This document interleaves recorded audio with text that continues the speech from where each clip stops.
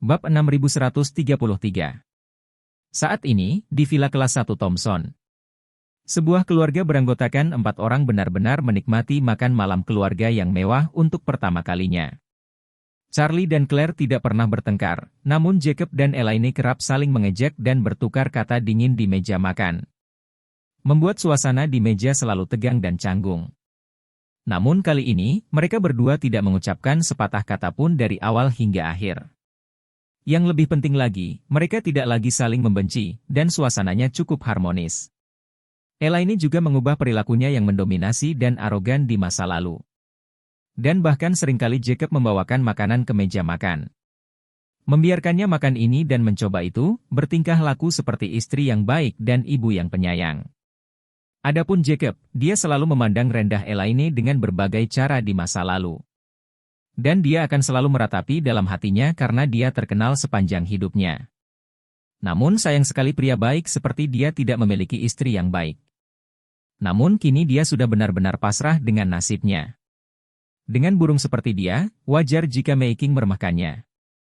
Dan Elaine masih bisa mengikutinya dengan sepenuh hati, itu sudah cukup bagus. Oleh karena itu, sorot matanya saat memandang ke arah Elaine tidak lagi mengandung rasa jijik dan hina yang tidak bisa ia sembunyikan di masa lalu. Tapi malah sedikit lebih lembut dan menyentuh. Usai makan malam, Elaine yang paham dengan kebiasaan Jacob, berkata bahkan sebelum dia bangun. Claire, bantu ibu membersihkan dapur sebentar lagi. Aku akan membuatkan sepoci teh untuk ayahmu dulu. Dia suka minum teh setelah makan malam. Claire terkejut, lalu berkata dengan cepat. Oke, baiklah Bu, meja makan tidak perlu diurus, aku akan membersihkannya. Jacob, yang sedang duduk di kursi, tercengang. Elaine secara pribadi membuat teh, bagaimana ini bisa menjadi perlakuan yang layak diterimanya? Jadi, dia segera berdiri dan berkata, sayang, tolong berhenti bekerja terlalu keras. Aku akan membuatnya sendiri nanti. Elaine mau tidak mau berkata, kamu baru saja selesai makan dan duduk sebentar sebelum bangun. Aku akan membuatkan teh untukmu dan membawanya ke meja kopi di ruang tamu dan akan meneleponmu. Setelah mengatakan itu, dia keluar dari dapur. Jacob menatap punggungnya dan hampir meneteskan air mata. Dia memandang Charlie dengan tidak percaya dan kemudian melirik Elaine yang sedang berjalan keluar dapur. Ekspresinya mungkin menanyakan Charlie apakah dia sedang bermimpi. Charlie juga kagum dengan apa yang dilihatnya. Tampaknya ibu mertuanya benar-benar akan mengubah seluruh keberadaannya. Sambil menghela nafas, ia segera berdiri dan membantu istrinya membereskan meja makan. Claire buru-buru berkata, suamiku, ibu tidak mengizinkan ayah bekerja, jadi jangan menghubungiku. Duduk saja dan istirahat sebentar, dan aku akan mengurusnya.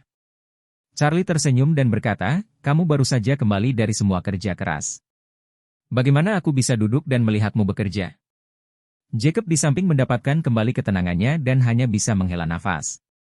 Orang bilang semuanya baik-baik saja jika keluarga harmonis. Saya tidak memahami atau merasakannya sebelumnya, tetapi sekarang saya benar-benar merasakannya.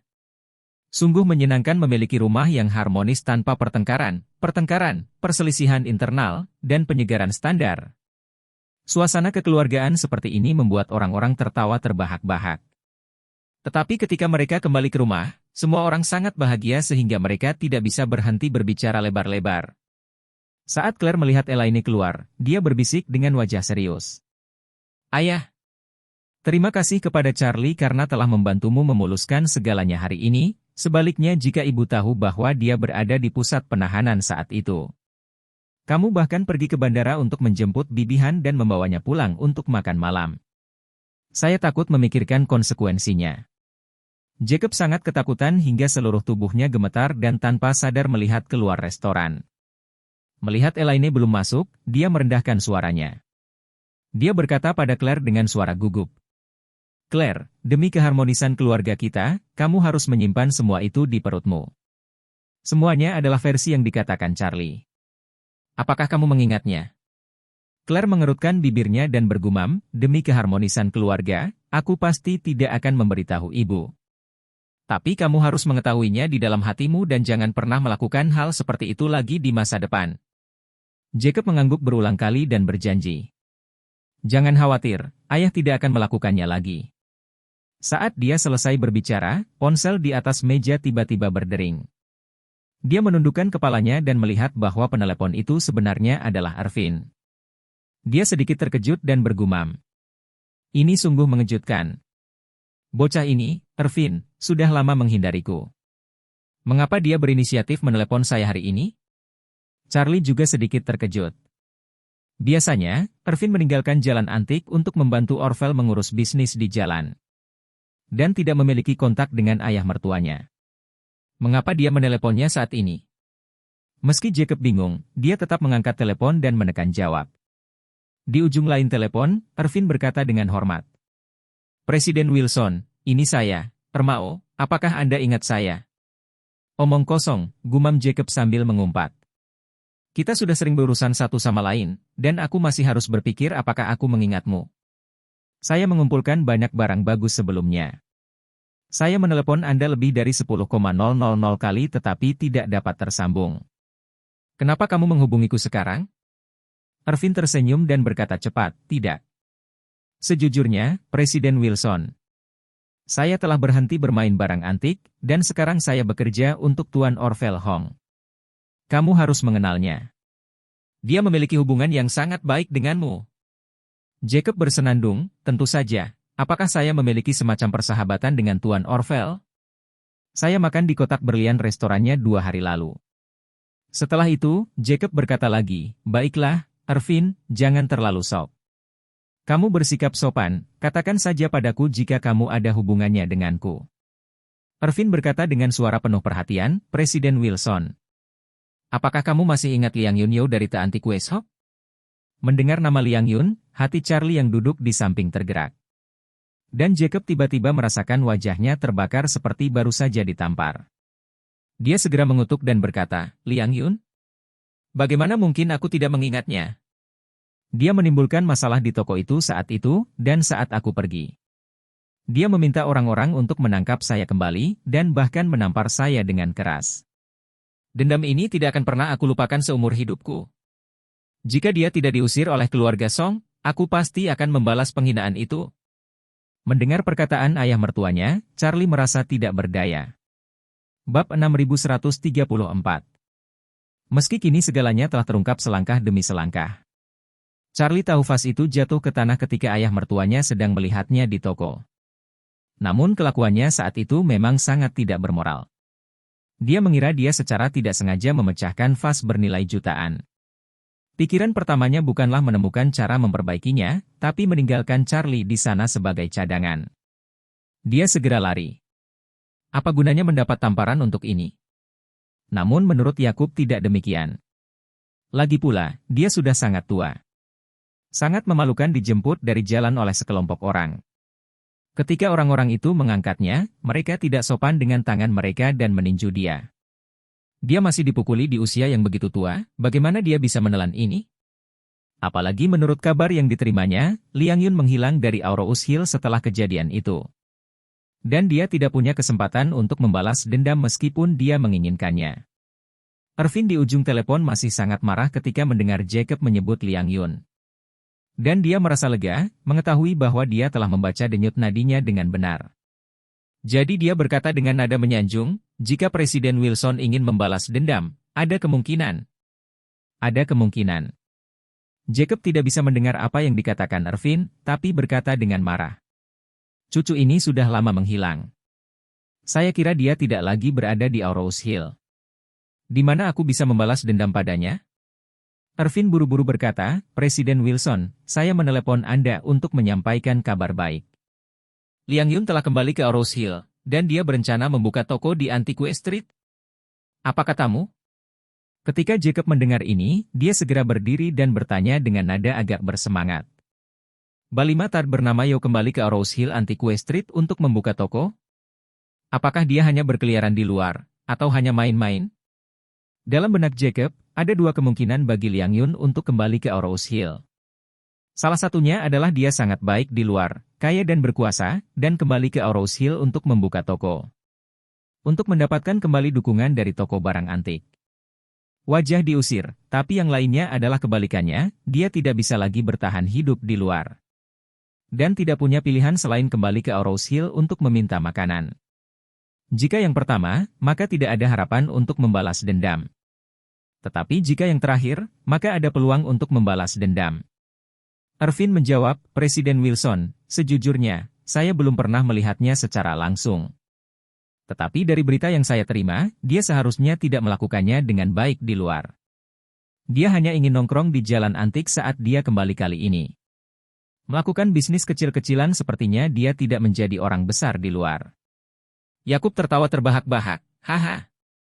Saya pikir Bali Matard ini sangat menderita di luar dan tidak punya jalan keluar lain. Jadi dia kembali ke Aurous Hill dengan wajah dan ingin mencari pekerjaan. Ini benar-benar visi Tuhan. Irvin berkata sambil tersenyum, Presiden Wilson. Jika kamu ingin mencari kesempatan untuk membalas tamparan wajahnya, aku bisa membantumu. Jacob segera berkata, bagus sekali. Apakah Anda tidak bekerja untuk Tuan Orville? Besok, bawalah beberapa anak laki-laki lagi, temukan dia, dan pukul dia dengan baik. Irvin berkata dengan heran, Presiden Wilson. Hal semacam ini. Bukankah itu terlalu tidak terampil? Jacob berseru, bukankah saat dia memukulku juga tidak terampil? Irvin dengan cepat menjelaskan, Presiden Wilson, bukan itu yang saya maksud. Saya hanya berpikir karena saya telah menyinggung Anda, maka jika kita ingin menghukumnya, kita harus menghukumnya dengan berat. Paling tidak, kita harus membuatnya kehilangan muka di Aurous Hill. Tidak dapat bertahan hidup, dan keluar dari rumah. Ketika dia tidak bisa bertahan dan ingin pergi. Saya akan menemukannya lagi. Jika seseorang memukulinya, itu disebut memukuli anjing yang tenggelam. Hanya dengan cara ini kamu bisa menghilangkan kebencian di hatimu, bukan begitu? Yakub sangat gembira dan langsung berkata, masuk akal. Apa yang kamu katakan masuk akal? Irvin berkata, jika Anda tidak keberatan, Presiden Wilson, saya akan mulai melakukan ini. Oke. Yakub berkata tanpa ragu-ragu. Kamu akan melakukan apa yang kamu katakan. Irvin tersenyum dan berkata, baiklah, Presiden Wilson, tunggu saja kabar baik saya. Jacob berkata, saya tidak bisa menunggu lebih lama lagi. Jika Anda memiliki situasi apapun, sinkronkan saja dengan saya sesegera mungkin. Oke. Irvin berkata, saya akan memikirkan bagaimana memulainya. Dan aku akan melapor kepadamu segera setelah aku mengetahui rencananya. Oke. Aku akan menunggu kata-katamu. Karena itu, dia menutup telepon Irvin dengan puas. Saat ini, Charlie hanya bisa mengutuk dalam hatinya. Irvin Bali Matard ini benar-benar terlalu cerdik. Dia bahkan teringat balas dendam Peter terhadap ayah mertuaku. Apalagi Peter baru saja tiba di Aurous Hill hari ini dan dia sudah menerima kabar tersebut. Efisiensinya sangat cepat. Hanya saja Irvin tidak akan mengetahui hubungannya dengan Peter meski dia memukulinya sampai mati. Kalau tidak, bahkan jika dia diberi 100 keberanian, dia tidak akan berani berpikir untuk menimbulkan masalah bagi Peter. Saat ini, Claire di samping berhenti mengumpulkan piring dan berkata kepada Jacob dengan jujur. Ayah, kamu menyebabkan masalah besar di toko itu hari itu, memecahkan vas bernilai jutaan. Dan setelah itu, kamu kabur saja, kalau aku manajer di sana. Saya mungkin tidak bisa mengendalikan diri dan memukul orang. Jacob mendengus, urusanku adalah melarikan diri, tapi dia tidak bisa memukulku. Tidak pantas dia memukulku. Claire menggelengkan kepalanya tak berdaya dan berkata dengan serius. Ayah, jangan biarkan Irvin mencari masalah dengan orang lain, kita tidak bisa melakukan hal yang memalukan seperti itu. Jacob berkata dengan tidak sabar, oh, aku tahu apa yang kamu lakukan, jadi jangan khawatir. Charlie, yang selama ini diam, memiliki banyak pemikiran yang terlintas di benaknya. Dia tidak ingin melihat Peter, sosok heroik yang lebih memilih mempertaruhkan nyawanya dengan melawan keluarga Rothschild. Sekarang masih dibuli di tempat busuk seperti Aurous Hill Antiques Street. Oleh karena itu, pikiran pertamanya adalah menelepon Orville dan memintanya untuk mengawasi jalan antik itu. Siapapun yang berani menimbulkan masalah bagi Peter akan dibunuh dalam buayan secepatnya. Namun dia juga tahu bahwa orang seperti Peter, yang pernah melihat badai besar dan bahkan keluarga Rothschild berani bersikap tegar, mungkin tidak akan mau dilindungi di tempat seperti Aurous Hill. Orang seperti ini pandai memecahkan masalah, bahkan hingga detail terkecil sekalipun. Masalahnya seharusnya tetap mudah baginya. Setelah memikirkannya berulang kali, Charlie memutuskan untuk tidak terlalu ikut campur untuk saat ini dan membiarkan Peter menangani sendiri ular lokal di Aurous Hill. Dia mengawasinya secara diam-diam. Selama para prajurit, termasuk ayah mertuanya, tidak bertindak terlalu jauh. Dia yakin Peter akan mampu menghadapinya. Jadi, dia sengaja berkata kepada Jacob, "Ayah, kalau Orvin punya ide, kamu harus memberitahuku jika waktunya tiba, dan aku juga akan memberimu beberapa nasihat." Bagaimana Jacob tahu bahwa Charlie dan Peter kini bersama? Karena hubungan itu. Dia mengira Charlie juga tidak puas dengan kejadian aslinya. Jadi dia menepuk dadanya dan berkata, "Menantu yang baik, jangan khawatir. Ayah akan berkomunikasi denganmu tepat waktu jika ada kemajuan dalam masalah ini."